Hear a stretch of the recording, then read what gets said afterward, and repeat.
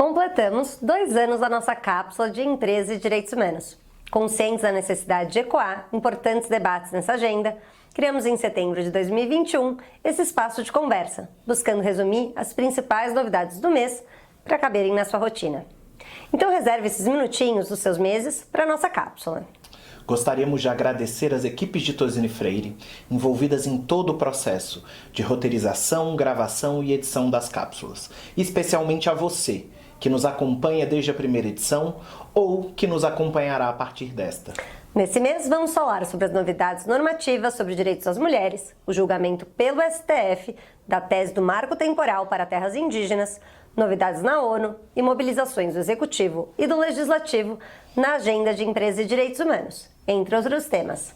Eu sou Clara Serva, sócia-head da área de Empresa e Direitos Humanos em Tosini Freire Advogados. E eu sou Luiz Carlos Silva Faria Júnior, advogado da equipe de Empresa e Direitos Humanos, e essa é a nossa cápsula de setembro.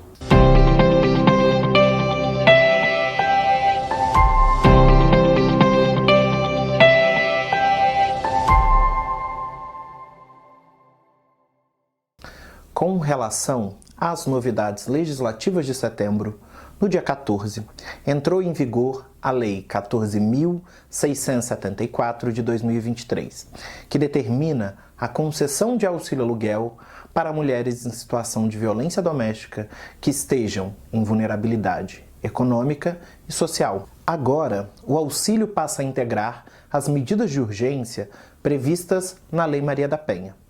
No estado de São Paulo, legislação semelhante já havia sido sancionada em fevereiro deste ano. Falando no estado de São Paulo, no dia 12, foi sancionada a lei que torna o Dia da Consciência Negra, celebrada no dia 20 de novembro, em feriado estadual. No dia 20 de setembro, foi sancionada a Lei 14.682 de 2023, que cria o selo Empresa Amiga da Mulher, com a finalidade de identificar e promover sociedades empresárias que adotem práticas condizentes com ao menos 2 dos requisitos previstos. Reserva de, no mínimo, 2% do quadro de pessoal para a contratação de mulheres vítimas de violência doméstica e familiar. Política de ampliação de participação feminina em cargos da alta administração da sociedade. Práticas educativas e de promoção dos direitos das mulheres e de prevenção da violência doméstica.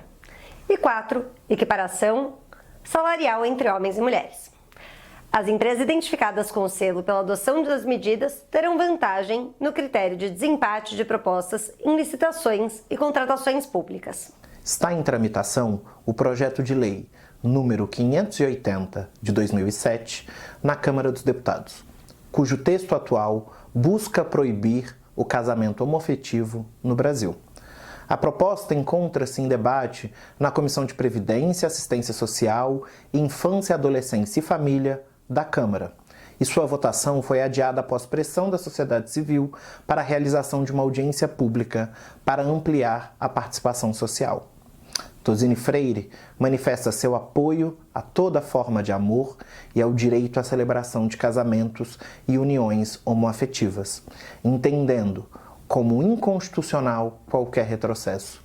Manifestamos nosso apoio à comunidade LGBTQIAPN+, pelo respeito de seus direitos e em busca de uma sociedade que respeite e valorize a diversidade. Ainda sobre a agenda LGBTQIAPN+, foi publicada no Diário Oficial a Resolução número 2 de 19 de setembro de 2023, do Conselho Nacional dos Direitos das Pessoas Lésbicas, Gays, Bissexuais, Travestis, Trans, Queers, Intersexos, Assexuais e outras, que estabelece parâmetros para a garantia das condições de acesso e permanência nos sistemas e instituições de ensino do país com foco na população trans. A medida traz recomendações para o reconhecimento institucional da identidade de gênero e sua operacionalização, como, por exemplo, o respeito ao nome social e o tratamento de acordo com a identidade de gênero da pessoa aluna. O Supremo Tribunal Federal ganhou destaque nesse mês pela mobilização gerada por organizações da sociedade civil para que uma mulher negra seja indicada pela primeira vez ao STF. A pessoa indicada irá substituir a atual ministra Rosa Weber, que se aposenta no final de setembro.